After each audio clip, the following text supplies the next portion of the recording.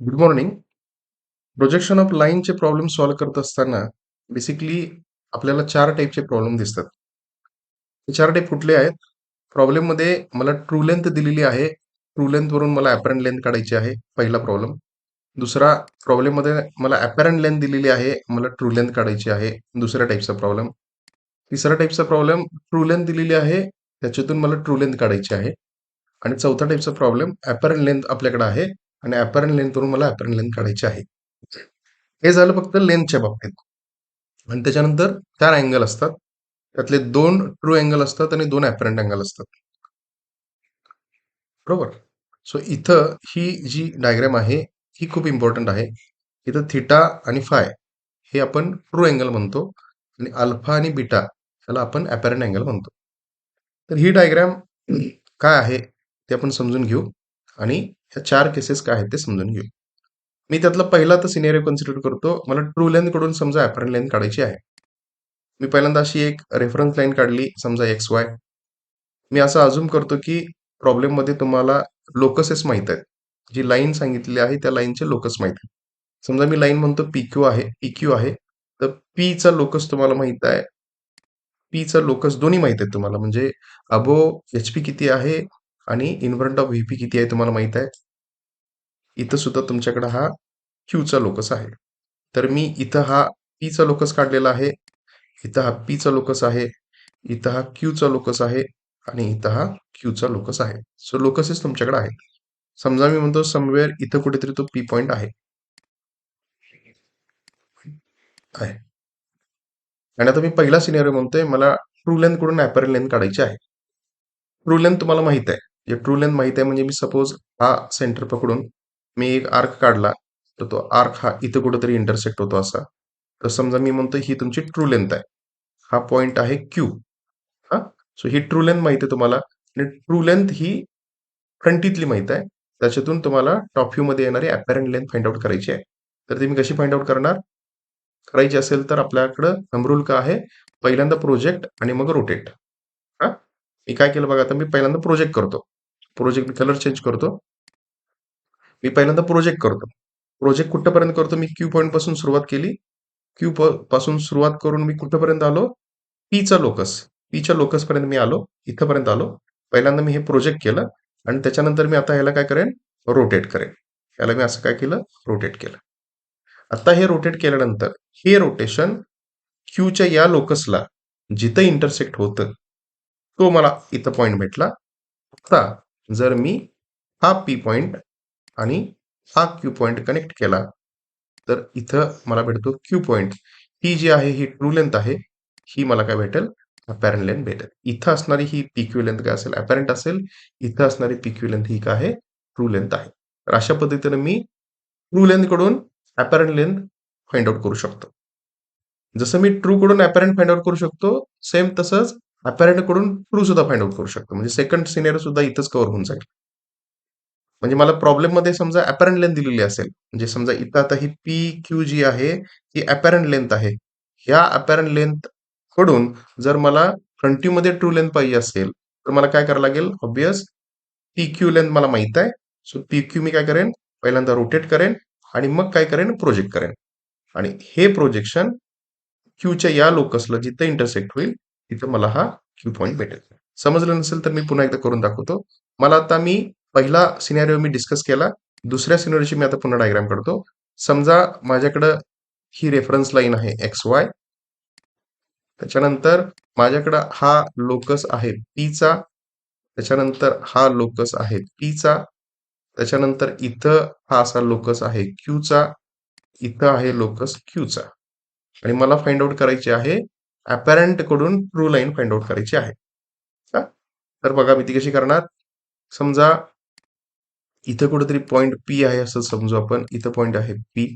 हा? आणि मला अपॅरंट लेंथ पाहिजे. म्हणजे समजा मी म्हणतो फ्रंट व्ह्यू मध्ये अपॅरंट लेंथ ही अशी कुठेतरी आहे सर्टन अँगल वरती. इथं पॉइंट आहे Q. ही जी लेंथ आहे ही अपॅरंट लेंथ आहे. हा? अपॅरंट लेंथ आहे ही. आणि मला आता ह्या फ्रंट व्ह्यूतल्या अपॅरंट कडून टॉप व्ह्यू मध्ये ट्रू लेंथ पाहिजे आहे. तर ती मी कशी करणार? मी पहिल्यांदा इथं जे थंब रूल लिहिलेलं आहे, त्याला पहिल्यांदा मी रोटेट करणार आणि मग प्रोजेक्ट करणार. म्हणजे ही PQ लेंथ जी आहे, PQ लेंथला मी काय करणार, पहिल्यांदा रोटेट करणार आणि मग मी तिला प्रोजेक्ट करणार. हे मी जे केलं, हे रोटेशन केलं. आता हे काय केलं, प्रोजेक्शन केलं. हे प्रोजेक्शन क्यूच्या या लोकसला जिथं इंटरसेक्ट झालं ते इथं इंटरसेक्ट झालं. सो हा पॉइंट आणि हा पॉइंट जर मी आता कनेक्ट केला, कुठला पॉइंट, हा पॉइंट आणि हा पॉइंट मी कनेक्ट केला, तर मला आत्ता ही जी भेटेल ही काय असेल, ट्रू लेंथ असेल. तर मी अपॅरंट कडून ट्रू लेंथ फाइंड आउट केली. फ्रंट व्ह्यूतल्या अपॅरंट लेंथ कडून टॉप व्ह्यू मधली ट्रू लेंथ फाइंड आउट करायची असेल, तर मी पहिल्यांदा हिला काय केलं, इथं रोटेट केलं आणि मग मी इथं काय केलं, प्रोजेक्ट केलं. मी हे रोटेशन इथपर्यंत केलंय, लोकस ऑफ पी पर्यंत केलंय आणि तिथून मग मी काय केलंय, प्रोजेक्ट केलंय. सो हे प्रोजेक्शन आणि हा लोकस जिथे इंटरसेक्ट झाला, हा पॉइंट आणि हा पॉइंट मी कनेक्ट केला, तर मला ही काय भेटली, ट्रू लेंथ भेटली. So अशा पद्धतीने मी अपॅरंट लेंथ कडून ट्रू लेंथ फाइंड आउट करू शकतो. सो दुसरा सिनेरिओ कंप्लीट झाला. आता तिसरा सिनेरिओ, समजा मला ट्रू लेंथ माहित आहे फ्रंट व्ह्यूतली आणि मला टॉप व्ह्यू ट्रू लेंथ पाहिजे. पुन्हा तेच आपण कन्सिडर करू. समजा ही रेफरन्स लाईन आहे XY, तुमच्याकडे लोकसेस आहेत. हा समजा लोकस आहे P चा, हा लोकस आहे P चा, त्याच्यानंतर इथं आहे लोकस Q चा, त्याच्यानंतर इथं आहे लोकस Q चा. मी अजून करतोय की तुमच्याकडे सगळे लोकसेस आहेत. हा? आणि आता मी समजा इथं म्हणतो, इथं कुठेतरी तो पॉइंट P आहे, इथं कुठेतरी पॉइंट P आहे. हा? आता फ्रंट व्ह्यू मध्ये असणारी ट्रू लेंथ तुम्हाला माहित आहे. म्हणजे मी म्हणतो की इथून समवेअर इथं कुठेतरी ही माझी ट्रू लेंथ आहे. हा पॉइंट समवेअर इथं कुठेतरी Q पॉइंट आहे. सो फ्रंट व्ह्यू मध्ये ट्रू लेंथ माहित आहे तुम्हाला आणि टॉप व्ह्यू मध्ये ट्रू लेंथ पाहिजे. तर ती मी कशी कॅल्क्युलेट करणार, कशी ड्रॉ करणार? बघा, थंब रूल तेच ठीक आहे, रोटेट, प्रोजेक्ट आणि रोटेट. हा, तर मी काय करतो बघा, आता पहिल्यांदा मला काय करायला लागेल, रोटेट करायला लागेल. सो पी हा सेंटर पकडून मी PQ एवढी रेडियस घेऊन काय करेन, एक आर्क काढेन. सो आर्क मी ड्रॉ केला. आर्क कुठपर्यंत ड्रॉ केला, या पीच्या लोकस पर्यंत ड्रॉ केला. हा, आता त्याच्यानंतर मी काय करतो, प्रोजेक्ट करतो. प्रोजेक्ट कुठून कुठं करणार, या पीच्या लोकस पासून नेक्स्ट पीच्या लोकस पर्यंत मी त्याला प्रोजेक्ट करणार. सो हे मी रोटेट केलं होतं, आता हे मी काय केलं, प्रोजेक्ट केलं आणि याच्यानंतर पुन्हा मी आता काय करणार, पुन्हा रोटेट करणार. पुन्हा मी पी हा इथला सेंटर पकडणार आणि पी टू हा पॉइंट एवढं डिस्टन्स पकडून मी काय करणार, आर्क ड्रॉ करणार. असा मी आर्क ड्रॉ करणार आणि हा आत्ता ड्रॉ केलेला आर्क या क्यूच्या लोकसला जिथे इंटरसेक्ट झाला, हा पर्टिक्युलर पॉइंट जर मी आता कनेक्ट केला या पॉइंटशी, तर बघा, हा पॉइंट आणि हा पॉइंट आता कनेक्ट केला, तर इथं पॉइंट झाला क्यू. तर पी क्यू ही जी येणारी लेंथ असेल, ही काय असणार आहे, ट्रू लेंथ असणार. तर इथं जी ट्रू लेंथ आहे ही फ्रंट व्ह्यूतली ट्रू लेंथ आहे आणि इथं जी ट्रू लेंथ आहे ही टॉप व्ह्यूतली ट्रू लेंथ आहे. तर ट्रू लेंथ कडून ट्रू लेंथ मी काय करू शकतो, फाइंड आउट करू शकतो. इथं एक गोष्ट जर तुम्ही व्यवस्थित ऑब्झर्व केली, हा, तर हे लक्षात येईल तुमच्या की इथं असणारा क्यू पॉइंट आणि इथं असणारा क्यू पॉइंट हे एका सरळ रेषेत नाही आहेत. ते एका सरळ रेषेत नाही आहेत. मी बघा, मी इथं लाईन इथं ड्रॉ करतो. इथून मी जर अशी व्हर्टिकली डाऊनवर्ड लाईन काढली आणि इथून जर मी व्हर्टिकली अप लाईन काढली, तर ह्या दोन लाईन मध्ये हा असा ऑफसेट आहे, डिस्टन्स आहे. ते हा क्यू आणि हा क्यू एका रेषेत नाही आहेत, बरोबर. ते एका रेषेत येऊ शकतात. पॉसिबली कधी येऊ शकतात, जर इथला अँगल, सपोज मी थिटा अँगल आहे म्हटला आणि इथला अँगल थिटा, हे दोन्ही अँगल जर सेम असतील, तर आणि तरच हा क्यू आणि हा क्यू काय होईल, एका रेषेत येतील. समजा इथला थिटा 1 आहे आणि इथला थिटा 2 अँगल आहे. दोन अँगल जर ते वेगळे असतील, तर हा क्यू आणि हा क्यू कधीही एका सरळ रेषेत येणार नाही. मी काय म्हणतो समजलं नसेल तर पुन्हा एकदा मी इथं ड्रॉ करून दाखवतो. समजा तुमच्याकडं ही XY लाईन आहे, त्याच्यानंतर इथं P चा लोकस आहे, त्याच्यानंतर इथं P चा लोकस आहे, त्याच्यानंतर इथं Q चा लोकस आहे, त्याच्यानंतर इथं पुन्हा Q चा लोकस आहे. तुमच्याकडं फ्रंट व्ह्यूतली सुद्धा ट्रू लेंथ आहे. समजा मी म्हणतो फ्रंट व्ह्यूतली तुमच्याकडे ही अशी ट्रू लेंथ आहे. इथं क्यू पॉईंट कुठं लोकेट आहे ते तुम्हाला माहित आहे. सो ही फ्रंट व्ह्यूतली ट्रू लेंथ आहे. आता बघा इथला मी म्हणतो सर्टन अँगल थिटा एवढा अँगल आहे. हा? तर प्रोसिजर काय आपली, आपण काय करतो, रोटेट करतो, प्रोजेक्ट करतो आणि मग पुन्हा रोटेट करतो. हा? तर हा जो क्यू आहे हा फ्रंट व्ह्यू मध्ये असणारा क्यू आहे आणि इथं ह्या लाईन वरती किंवा या लोकस वरती जो क्यू लोकेट होईल तो टॉप व्ह्यूतला क्यू असेल. बरोबर. तर फ्रंट व्ह्यूतला क्यू आणि टॉप व्ह्यूतला क्यू हे दोघं एक्झॅक्टली असे सरळ रेषेत यायचे असतील, म्हणजे क्यू जर लोकेट इथं व्हायचा असेल असा, तर हा क्यू आणि हा क्यू एका सरळ रेषेत आहेत. ही यायची पॉसिबिलिटी कधी आहे, म्हणजे समजा मी आता इथं कनेक्ट केलं, हा पी आणि हा क्यू जर मी कनेक्ट केला तर ही ट्रू लेंथ झाली आणि ह्या ट्रू कडून ही ट्रू मी कशी मिळवली, मी हे पी क्यू डिस्टन्स आहे, पी सेंटर पकडून हा असा आर्क काढला. पहिल्यांदा मी रोटेट केलं, त्याच्यानंतर मी हे असं प्रोजेक्ट केलं आणि हे पुन्हा मी असं काय केलं, रोटेट केलं.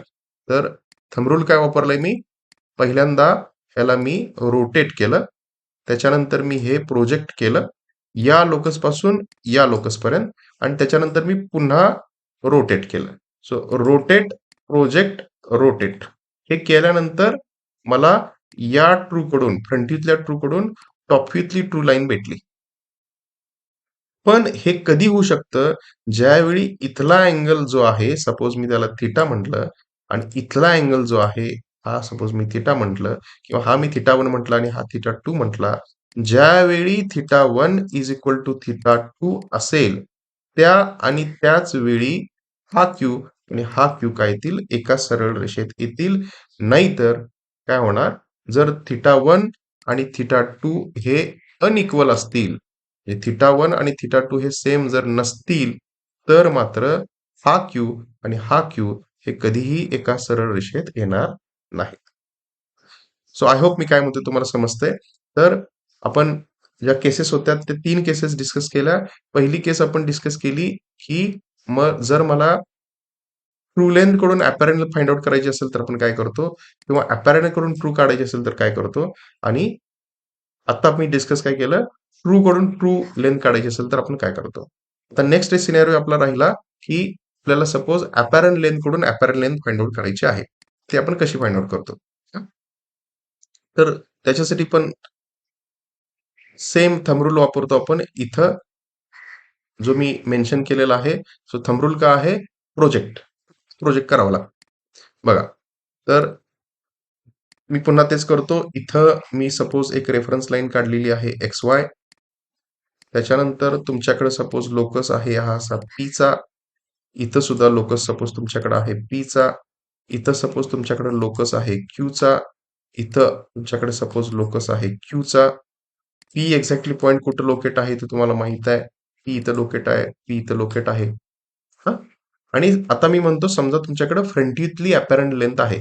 सो फ्रंटीतली अपॅरंट लेंथ आहे म्हणजे समजा मी इथून अशी एक लाईन ड्रॉ केलेली आहे या सर्टन अँगल वरती.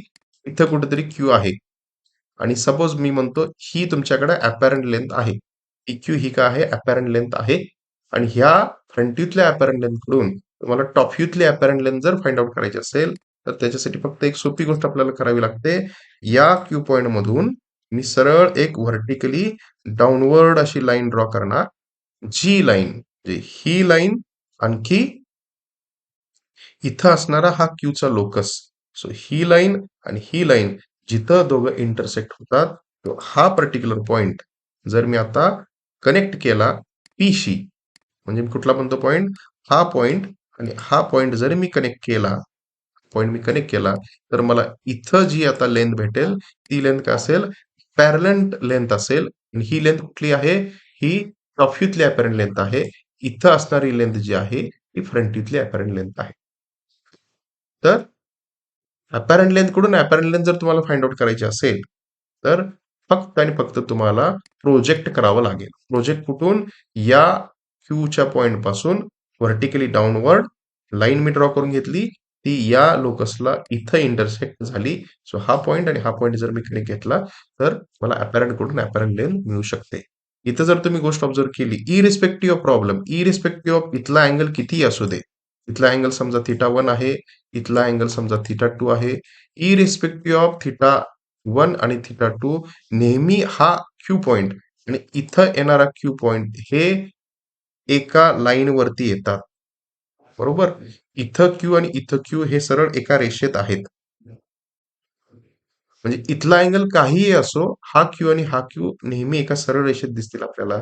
पण ट्रू लेंथच्या बाबतीत तसं होणार नाही. ट्रू लेंथच्या बाबतीत मात्र काय आहे बघा, हा क्यू आणि हा क्यू जर θ1 आणि θ2 इथला अँगल आणि इथला अँगल जर वेगळे असतील, तर हा क्यू आणि हा क्यू एका रेषेत कधीच येणार नाहीत. ते येऊ शकतात प्रोबॅबली फक्त एकच कंडिशन आहे, θ1 इज इक्वल टू θ2 ज्यावेळी होईल ते आणि त्याच वेळी हा क्यू आणि हा क्यू काय होईल, ट्रू लेंथसाठी एका सरळ रेषेत येतील. पण अपॅरंट लेंथसाठी मात्र नेहमी हा क्यू आणि हा क्यू हे एका सरळ रेषेत राहतील. So I hope projection of लाईनच्या बाबतीत कन्सेप्च्युअली त्या 4 केसेससाठी ट्रू कडून मला अपॅरंट लेंथ काढायची असेल, तर मला प्रोजेक्ट करून मग रोटेट करावं लागेल. अपॅरंट कडून ट्रू काढायची असेल, मला रोटेट करून प्रोजेक्ट करावं लागेल. ट्रू कडून ट्रू करायचं असेल, तर रोटेट करून मग प्रोजेक्ट करून मग परत रोटेट करावं लागेल. आणि अपॅरंट करून अपॅरंट करायचं असेल, तर मला फक्त प्रोजेक्ट करावं लागेल. सो ह्या सिंपल प्रोजेक्शनचा किंवा रोटेशनचा उपयोग करून आपण प्रॉब्लेममध्ये जी इन्फॉर्मेशन आपल्याला विचारलेली आहे, ती आपण कॅल्क्युलेट करू शकतो. सो आय होप हा व्हिडिओ तुम्हाला समजला असेल. नसेल समजला तर पुन्हा एकदा बघा, समजून घ्या. व्हिडिओ आवडला तर तुमच्या मित्रांना शेअर करा. Thank you. Thank you very much.